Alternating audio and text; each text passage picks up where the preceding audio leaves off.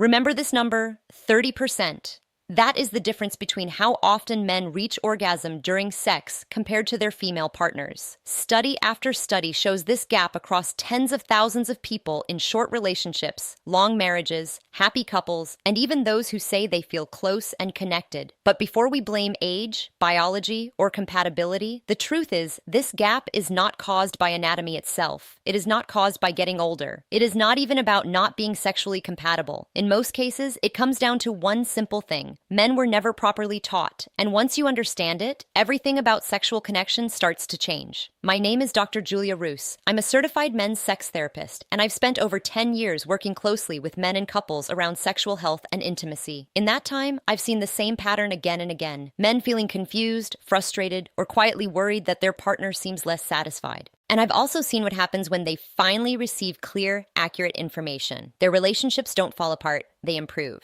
Not because they become different men, but because they finally understand what was missing. That is the purpose of this conversation. Real, research-based understanding. No outdated myths, no guessing, just clarity that actually helps. Let's talk about the orgasm gap more clearly. This is not a vague idea. Large research published in respected journals on human sexuality involving more than 50,000 adults found a consistent pattern. About 95% of heterosexual men say they usually or always orgasm during sex, while only around 65% of heterosexual women report the same. The difference stays consistent across different countries and studies. Now, this is not about turning sex into a competition or reducing intimacy to a score. Orgasm is not the only measure of satisfaction. For many women, emotional closeness, feeling safe, and feeling connected matter just as much, sometimes more. But the gap still matters because it points to something deeper. A lack of shared understanding, not lack of desire, not lack of attraction. A gap in knowledge. Most men were never properly taught how female sexual response actually works. What they learned about sex was often incomplete or centered almost entirely around penetration. Female pleasure was often described as complicated or unclear, when in reality, the issue was missing education, not mystery. When we look at anatomy, things become clearer. Modern research, especially work that became widely recognized in the late 1990s, showed that the clitoris is not just a small external part. It is part of a much larger internal structure. It has branches that extend inside the body and surrounds parts of the vaginal canal. What many people casually refer to as separate areas are actually connected parts of one system designed for pleasure. This matters because it changes the entire way we understand stimulation. Snorts.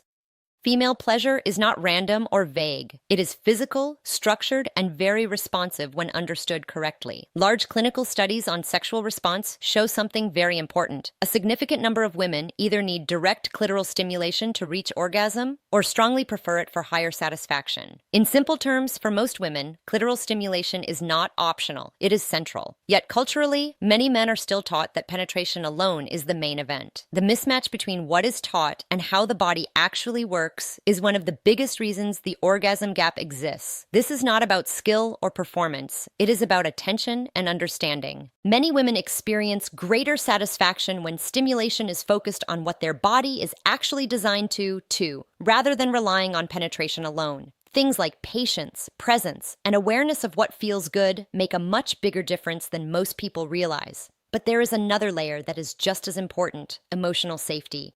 Research on female arousal shows that the mind and body do not work separately. There is a kind of internal system that responds to signals of safety or stress. When a woman feels emotionally relaxed, desired, and connected, her body becomes more responsive. When she feels stressed, unseen, pressured, or emotionally distant, her body can naturally resist arousal, even if physical stimulation is present. In other words, the body has an accelerator and a brake. The accelerator responds to desire, touch, and emotional closeness. The brake responds to stress, tension, or emotional discomfort. And for many women, the brake system is much more sensitive. This means that no matter how technically correct the physical approach is, if emotional safety is missing, the body may not fully open to the experience. So, the real answer to the 30% gap is not just physical technique.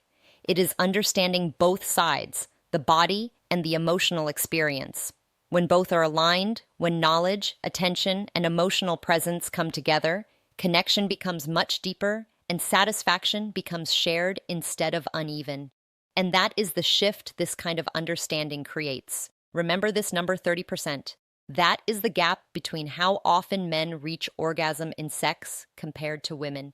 Across large studies with tens of thousands of people, this pattern keeps repeating in long-term couples, new relationships, happy marriages, and everything in between. But before blaming age, biology, or compatibility, the truth is this. The gap is not mainly about anatomy. It is not about getting older. In most cases, it comes down to one simple missing piece, something many men were never properly taught. And once you understand it, everything about intimacy starts to shift. This is not about judgment or performance. It is about understanding. Emotional safety is not separate from physical arousal in a woman's sexual response. For most women, it is the starting point. It is what allows the body to fully open. In real life, emotional safety looks simple but powerful. It is a relationship where she feels seen as a whole person, not just a sexual partner, where appreciation is expressed often, not only in private moments, where conflict is repaired instead of left to build silently, where she can share needs or preferences without fear of criticism, defensiveness, or dismissal. For many men over 60, this part carries real weight. Years of habits in a relationship do not disappear overnight, but they can change through consistent attention. Men who begin to invest in emotional connection outside the bedroom often notice the biggest transformation inside it, because intimacy does not start in the bedroom. It starts in how two people treat each other every day. Another important shift is slowing down. If there is one change that creates the biggest improvement, it is this. Take more time. Research on sexual satisfaction consistently shows that women often want more time, not more technique. More time for touch, more time for connection, more time before any focus on penetration. What many people call foreplay is not a warm-up for her. For most women, it is the main experience. Physiologically, female arousal usually takes longer to build.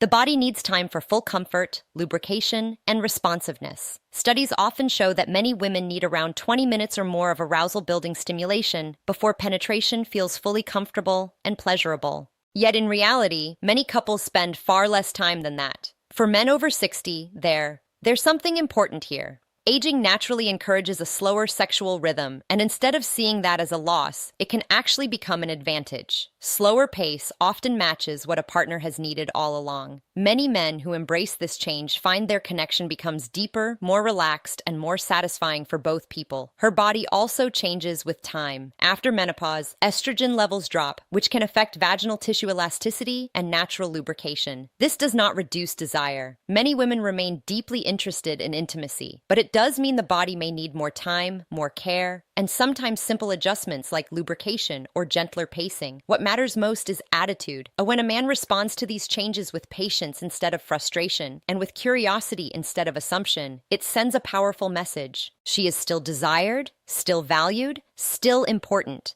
That alone can increase emotional openness and physical response. Communication is the final bridge. Most women do not fully express what they want sexually, not because they don't know, but because the environment often doesn't feel safe enough for honest conversation. That means many couples rely on assumptions instead of clarity. The couples who improve the most are the ones who learn to talk openly outside the bedroom, not in a moment of pressure, but in calm, everyday situations. Asking simple things like, what feels good, what could be better, or what she would like more of can completely change the dynamic. The key is listening without defensiveness and responding with care instead of ego. When communication becomes two-sided, when both people share openly, it stops being feedback and becomes connection. In the end, the 30% gap is not a mystery. It is a combination of missing education, emotional disconnect, rushed pacing, and lack of communication. None of it is fixed or permanent.